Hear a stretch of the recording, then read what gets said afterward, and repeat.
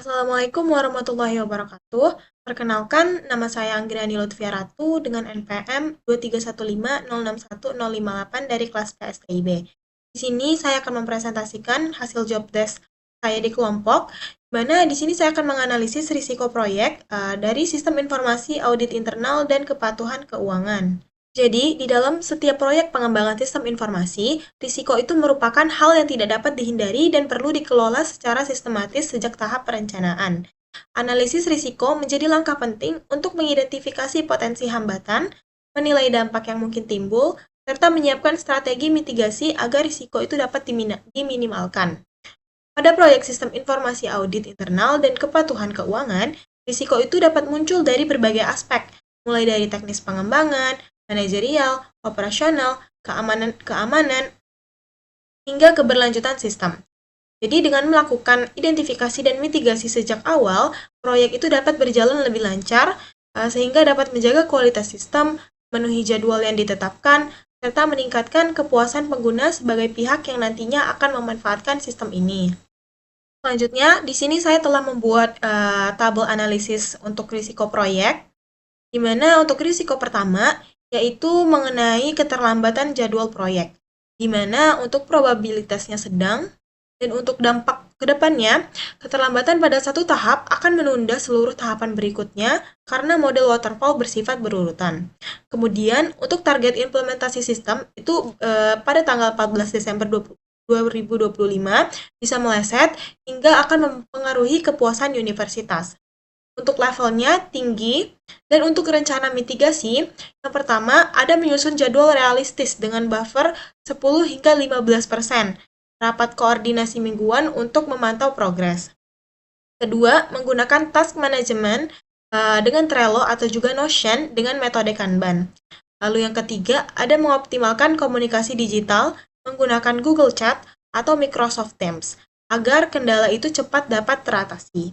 Di sini saya akan menjelaskan terlebih dahulu maksud dari probabilitas dan juga level itu apa. Jadi untuk probabilitas itu menunjukkan seberapa besar kemungkinan risiko itu akan terjadi. Dan untuk level dari risiko itu sendiri menggambarkan seberapa besar dampak atau kerugian kalau risiko itu benar-benar terjadi. Selanjutnya ada risiko teknis, di mana untuk probabilitasnya sedang, dan untuk dampaknya, yang pertama ada kesalahan konfigurasi server, bug di kode, kemudian ada konflik integrasi modul, atau performa rendah akibat data besar yang dapat membuat sistem itu tidak stabil, dan membuat data hilang dan menurunkan kepercayaan pengguna. Untuk levelnya tinggi, kemudian untuk rencana mitigasinya, yang pertama ada pengujian bertahap, unit, integrasi, dan juga sistem. Yang kedua, backup otomatis harian atau mingguan. Ketiga, gunakan version control git untuk tracking kode. Yang keempat, menyiapkan server cadangan. Dan yang kelima, ada load testing untuk memastikan sistem itu tahan beban tinggi. Selanjutnya, nomor 3, yaitu risiko rendahnya keterlibatan pengguna, di mana probabilitasnya sedang, dan kemudian untuk dampaknya, kurangnya partisipasi auditor atau staf keuangan dapat menghasilkan fitur yang tidak relevan, antarmuka sulit digunakan, alur kerja tidak sesuai, dan user acceptance rendah sehingga sistem kurang dimanfaatkan.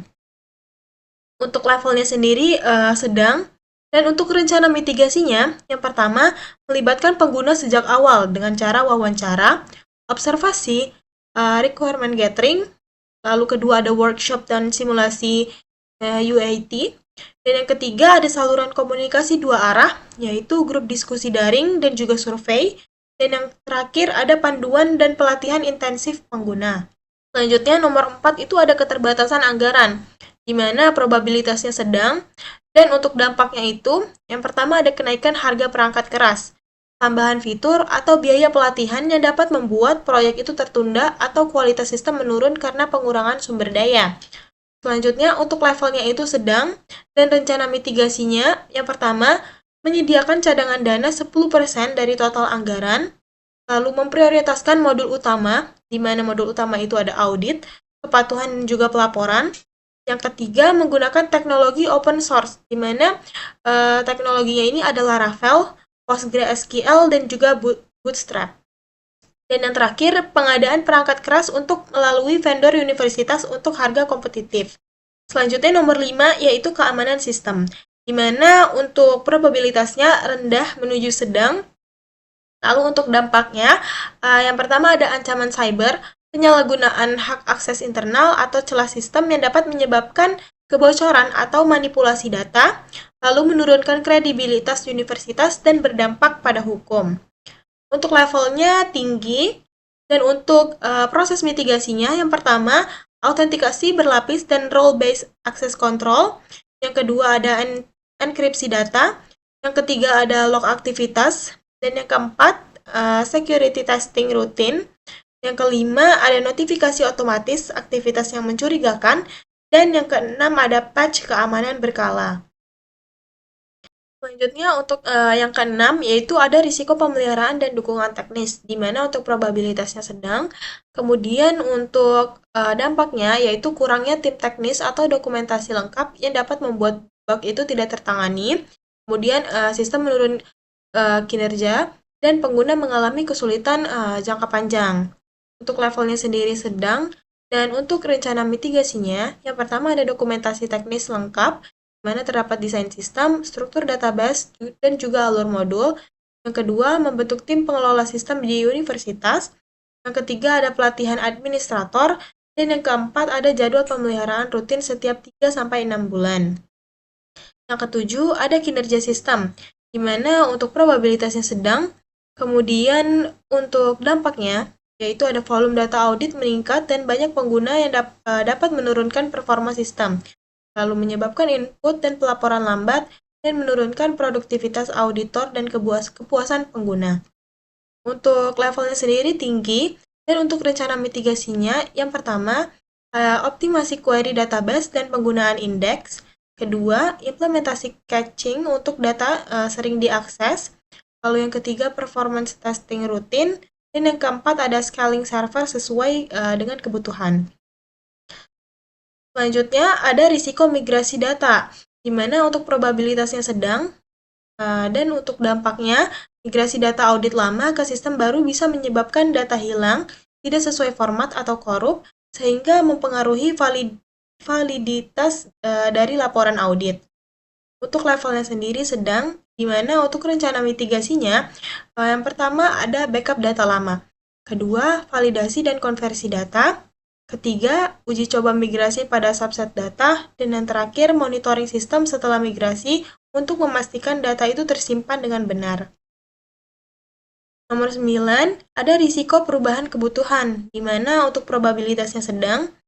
Kemudian untuk dampaknya, perubahan kebutuhan pengguna atau penambahan fitur selama proyek berlangsung dapat memicu revisi desain berulang, menunda jadwal, dan meningkatkan biaya. Selanjutnya, untuk levelnya sendiri sedang, dan untuk rencana mitigasinya, yang pertama ada dokumentasi requirement yang jelas, yang kedua mekanisme change request formal, yang ketiga ada evaluasi dampak setiap perubahan terhadap jadwal dan anggaran, dan yang terakhir ada update dokumentasi dan timeline sesuai dengan perubahan. Untuk analisis risiko proyek yang terakhir, yaitu ada risiko kepatuhan regulasi, di mana untuk probabilitasnya rendah menuju sedang, dan untuk dampaknya, sistem yang tidak sesuai regulasi audit atau keuangan dapat menimbulkan sanksi, risiko hukum, dan menurunkan kepercayaan pengguna. Untuk levelnya sendiri berada di sedang, dan untuk rencana mitigasi, pertama ada konsultasi rutin dengan auditor atau keuangan universitas, yang kedua ada review regulasi audit dan keuangan secara berkala, yang ketiga ada audit internal sebelum implementasi, dan yang keempat memastikan semua modul mematuhi regulasi yang berlaku. Kesimpulannya, berdasarkan analisis 10 risiko proyek sistem informasi audit internal dan kepatuhan keuangan, sebagian besar risiko berada pada tingkat sedang, dengan beberapa risiko tinggi terutama terkait jadwal, teknis, keamanan, dan kinerja sistem. Untuk mengurangi dampak negatif, diperlukan yang pertama, ada perencanaan realistis dan komunikasi efektif antar tim, lalu pengujian, backup, dan dokumentasi rutin agar sistem stabil, lalu ada pelibatan pengguna dan pelatihan untuk meningkatkan adopsi, manajemen perubahan dan anggaran yang fleksibel, dan yang terakhir, ada kepatuhan terhadap regulasi dan keamanan data yang ketat. Jadi dengan penerapan mitigasi tersebut, proyek itu dapat berjalan lebih terkendali, risiko dapat diminimalkan, dan hasil sistem lebih sesuai dengan tujuan universitas. Sekian dari saya, mohon maaf bila ada salah kata. Wassalamualaikum warahmatullahi wabarakatuh.